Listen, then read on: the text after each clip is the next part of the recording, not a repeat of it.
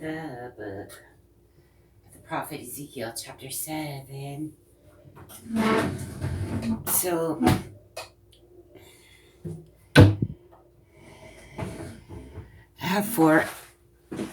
I have just really one new idea about what chapter 4 means.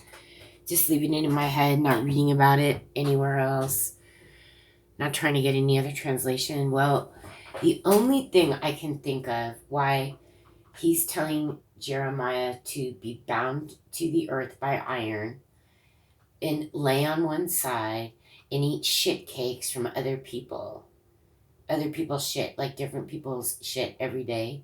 That's all he can eat.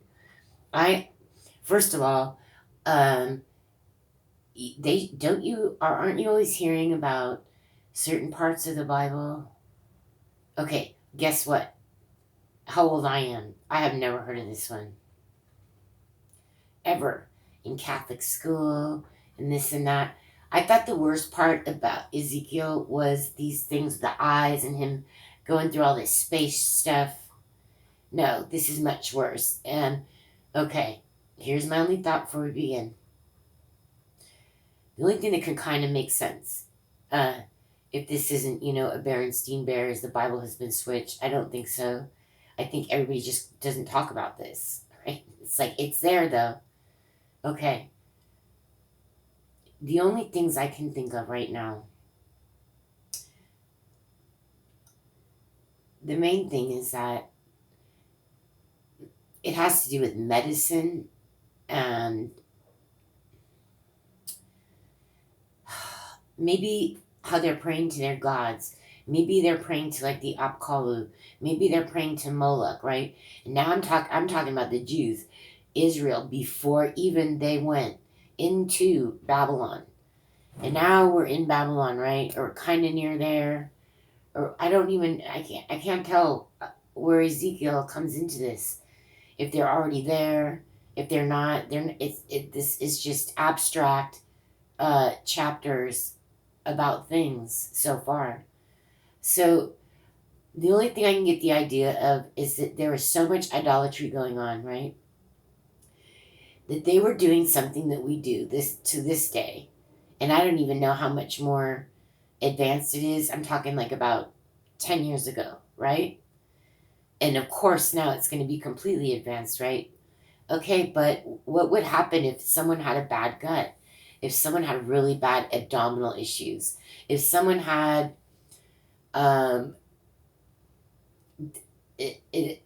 it's such a sensitive subject, right? Because it's very hard to get in someone's gut, number one, right? You have to do a laparoscopy, and just that in itself is dangerous. They're probably doing laser laparoscopies now. Anyway, the point I'm trying to say is that they would actually do like intestine implants, right? They would take intestine from a normal healthy gut, and I mean, we're talking these people have to have very serious stomach issues, like they can't keep down food, they're on a feeding tube, they're having trouble, it's diarrhea all day long. And they've tried to treat it with the antibiotics and they can't, or maybe it's over treated, right? And then your gut has a brain in it, like your heart, right? And some kind of receptors, right? So it does work in tandem with your brain. But when your gut's off, it can be really, really, really traumatic for people. So there's a couple things that I thought. I thought one thing they could be doing, because, they're doing surgery, people don't admit it, but, who knows, they're doing way more advanced things years before them right there. They just forgot it. It's the second world age, but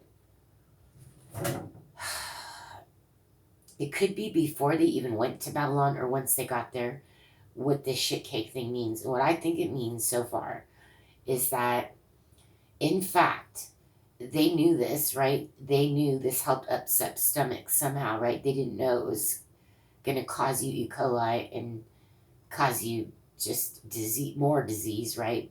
To do anything like that. To eat feces from another human, another animal, you are going to get sick.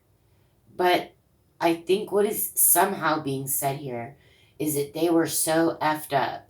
They were so idolatrous. They were so whorish, right? No, that was an everyday thing. Yeah, you could just go to the store.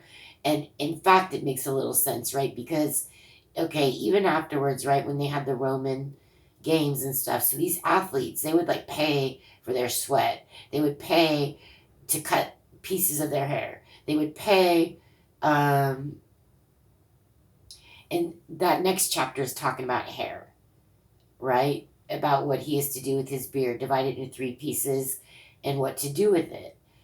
So I'm trying, those kind of relate like that. But even more, maybe they really did have like cake shops, and they're like, oh yeah, I want, you know, Nebuchadnezzar shit. And maybe that was like the best selling shit of all cakes, right? I would like a Nebuchadnezzar shit cake, please. I would like, and to an extent, right? If they did manipulate it, maybe they kind of got some of the E. coli out of it. I don't know how. I don't think you can. But the point is now, these days, you can be sure they are genetically like giving you some type of thing to drink, but it's still not all genetic. You have to have some basis in a healthy gut. So even the genetic drink will come from a person who has the characteristics of just a really strong, healthy gut. So this is all I can figure out. Let's get rid of it. I can't stop thinking about it, though. It's really horrible. And I can't figure out why it is in there. There has to be a reason. And I'm going to try to figure out my own before I get to the end of this, chapter 7. Moreover, the word of the Lord came unto me, saying, also thou, son of man, thus saith the Lord God unto the land of Israel, an end.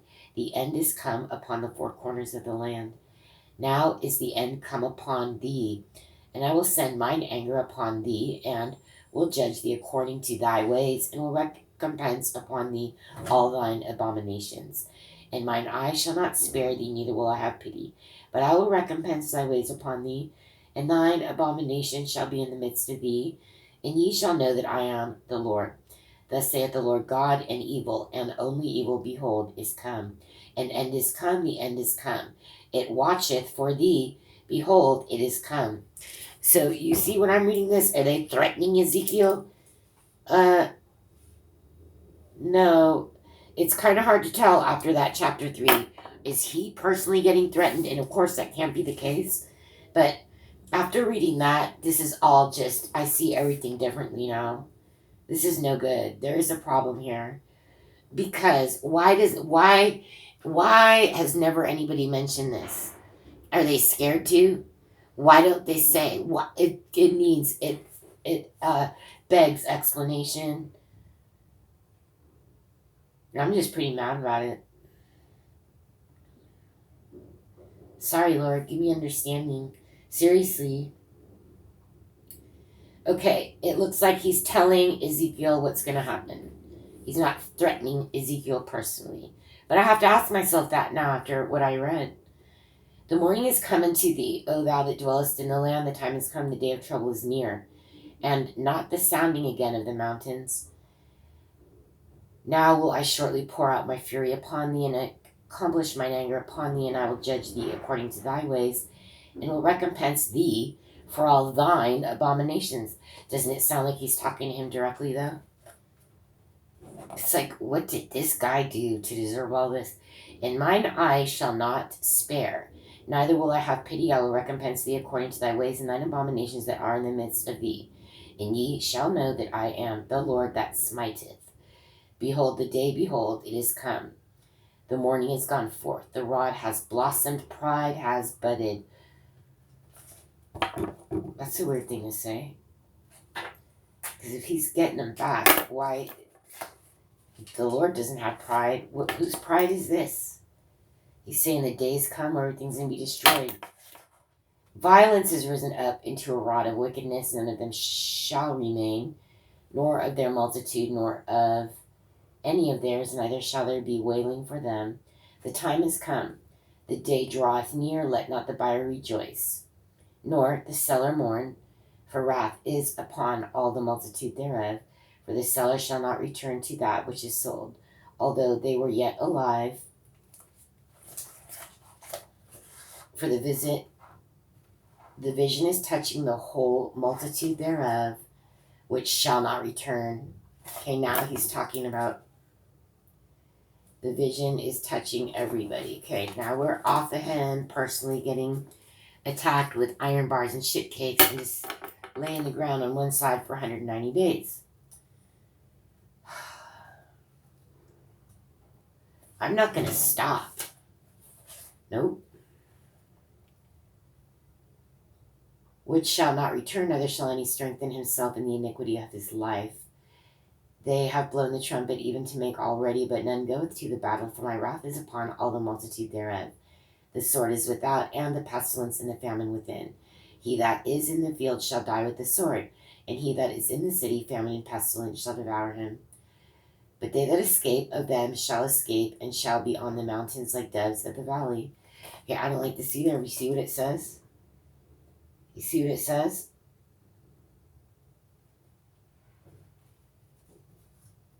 Keeps.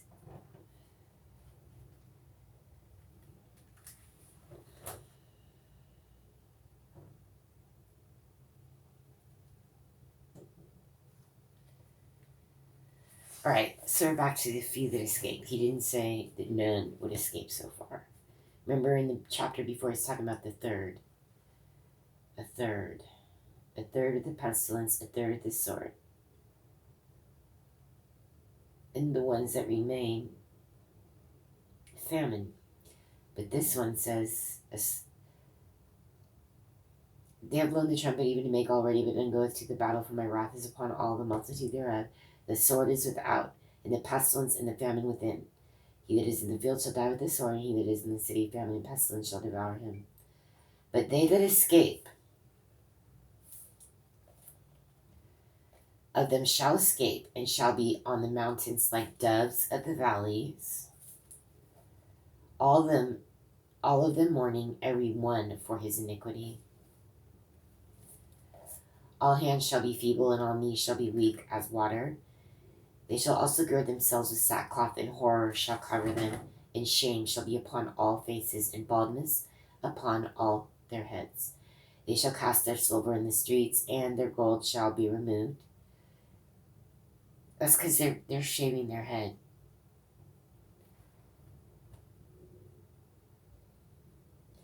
Their silver and their gold shall not be able to deliver them in the day of the wrath of the Lord. They shall not satisfy their souls, neither fill their bowels, because it is the stumbling block of their iniquity.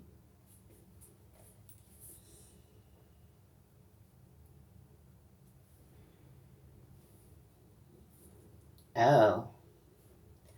Hear that part right there? Maybe that explains chapter 3 right there. It says, they shall not satisfy their souls, neither fill their bowels, because it is the stumbling block of their iniquity. Maybe he is just so mad at nobody.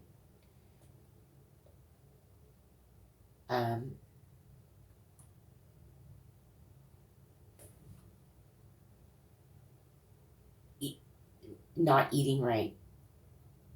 They don't care. Maybe they have pigs everywhere. And they just have shellfish everywhere. But he hasn't said that's how mad he is about it. But there is nothing else to explain that. Nothing else except this. Right here. 4 chapters later. As for the beauty of his ornament, he has set it in majesty, but they made the images of the abominations and other detestable things therein. Therefore I have set it far from them. And I will give it into the hands of the strangers for a prey, and to the wicked of the earth for a spoil, and they shall pollute it. My face will I turn also from them, and they shall pollute my secret place. For the robbers shall enter into it and defile it. Right?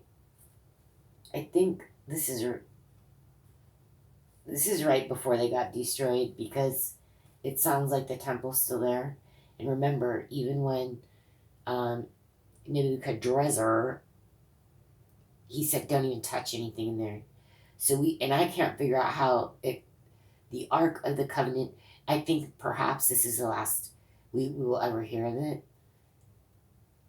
I don't think we heard of it this time.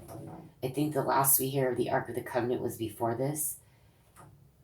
So you don't really know if it's being taken to Babylon. You don't really know if it's hid somewhere. You don't know if it's in Israel. I think this it will not be mentioned again, I believe. And look, only he says about it is that the robbers shall enter into it and defile it. I think this is the last thing we're going to hear about the Ark of the Covenant. I know they get their vessels back. I know that King Belshazzar, not Daniel, Belteshazzar, but King Belshazzar,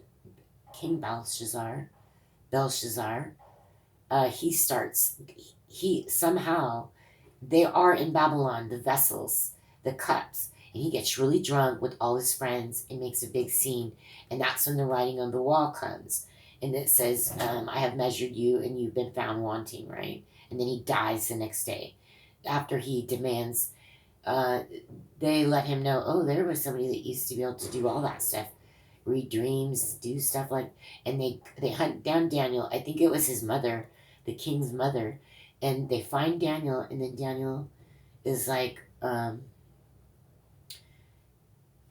yeah, hi. And what's really weird is this is who he's named after, right? And Bel, anyway, is some horrible deity they worship, like Moloch, but Bel is much, much older, right? I don't know where they get this name, but for some reason, where I have interest in, he has not been called Nebuchadnezzar. He has been called, up until this point, Nebuchadrezzar. I'm just saying. And also, he didn't defile it. He did not. He had an opportunity to, and he left it alone. Which is one of the reasons, God leave him alone, probably. He didn't have it in his heart to do something like that. But now we hear, they shall pollute my secret place, or the robbers shall enter into it and defile it. And this at least gives me a timeline that they are talking about before Babylon fell. So this guy's coming around that time. He is not in Babylon so far.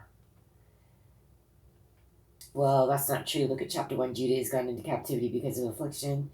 And because of great servitude she dwelleth among the heathen. I think it's kind of in the beginning. Because why is the temple stuff still there? It can't be in the middle or the end. So far, I think it's the beginning of the captivity. But yeah, this writing is just insane to me. You can see it as like, oh, it's war writing. It's just jumbled writing. This guy had to be taken up to the sky. He was like one of the lost prophets. They're just trying to get him to straighten, just have like any type of remnant, try to straighten anything out, like anything possible. This guy, it's like so serious. I don't know. This is all I can see. Is it so bad at this point that no, God can't even talk to them? This guy has to be taken up there, right? Because nobody's listening to anybody. Nobody's hearkening. And he actually physically, has to have eat a scroll to get the information in him. It's almost like the words of Jeremiah and Isaiah were not strong enough, and he has to put extra God spice this time and make him eat it, and change his inner genetics or something. So I don't know. So he had the ability to go to space. So he had the ability to eat shit cakes. I don't know, but this is crazy. And if they put this in the beginning, if they tried to put this before Isaiah, I don't think they could get through any more of this. But since I'm so far, I'm going to keep reading it. But this is really troublesome to me. Make a chain, for the land is full of bloody crimes, and the city is full of violence. Wherefore I will bring the worst to the heathen, and they shall possess their houses. I will also make the pomp of the strong to cease, and their holy places shall be defiled. Destruction cometh, and they shall seek peace, and there shall be none. Mischief shall come upon mischief, and rumor shall be upon rumor. That then shall they seek a vision of the prophet, but the law shall perish from the priest, and counsel from the ancients. The king shall mourn, and the prince shall be clothed with desolation. In the hands of the people of the land shall be troubled. I will do unto them after their way, and according to their deserts will I judge them. You know how people say you're going to get your just desserts? This is not the same word, but they are using this phrase 100%.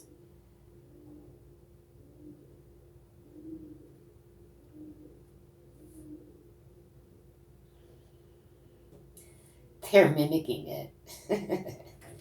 It's a double of mimicking. You see what this says? It says, I will do unto them after their way, and according to their deserts will I judge them, and they shall know that I am the Lord. And now people say you're getting your just desserts, like you're getting what you deserve. Oh, that's interesting. Deserve. I never thought of that word like that. Deserve. But it says this is deserts. Deserts. Actually, it's not deserts. This word is deserts, which I am going to look up. But it's not the word desert, even though it's spelled that way. You know the word deserve. It is more like this. According to their deserts, deserts, but it means to their deserves. Will I judge them? I mean, I'll look it up, but I know that's what it means. And they shall know what? That I am the Lord. Only I know what it means in English. I do not know Hebrew. I do not know what is going on here. I feel hoodwinked. What does anybody have to say about that? Like, was it like such a big thing? Like, you know how kids love farts and stuff? Where it's like kids walking around going, I'm going to make you a shit cake. I'm going to make you. So people just had to stop talking about it. I have never heard that chapter 4. And look, this is the only clue we get right here in 19 is they shall not satisfy their souls, neither fill their bowels, because it is the stumbling block of their iniquity. So they're not filling their bowels with it. It looks like everything they're eating is unclean. And maybe he's getting back at that. But he's just so mad about everything. I mean, how do you even put in line, how do you categorize the crimes, right? It's like, okay, murder, rape, child trafficking, what those Tanakh, they even say to this day what they do to under 3-year-olds, eating everything unclean. Like, I think he might be going in some kind of order because we've heard about all the abominations, and then we hear a lot about whoring around.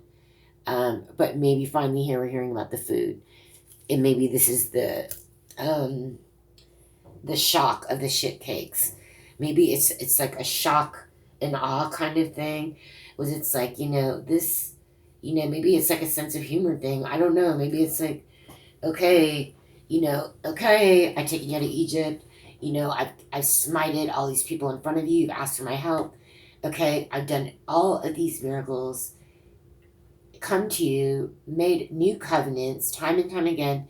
You know what? Just start eating some shit cakes. I've had it with you. And in fact, that could be a type of reason if this is the last prophet. But it's not. I don't know. Look, there's still Daniel and Zechariah. But I am under confusion as to when he's living. Is he living during? And I don't want to look it up right now because I'm in such shock about all that, right? And I want to leave it alone so I can keep trying to figure it out. But since Isaiah, Jeremiah, Ezekiel, they're kind of living around the same time, I suppose, for the fall of Judah. Maybe, I don't know, but if this thing was first, I would have to just, but it kind of lends itself to maybe this is a latter prophet, and maybe God is just so fed up. He's like, just lay there and eat shit cakes and be bound by iron. This is the situation. That's almost, and then it doesn't even say anything else until just now. It's talking about because it's a stumbling block of their iniquity. How they fit their eating habits, particularly. That's all I can figure out so far. I don't even know. I'll keep thinking about it.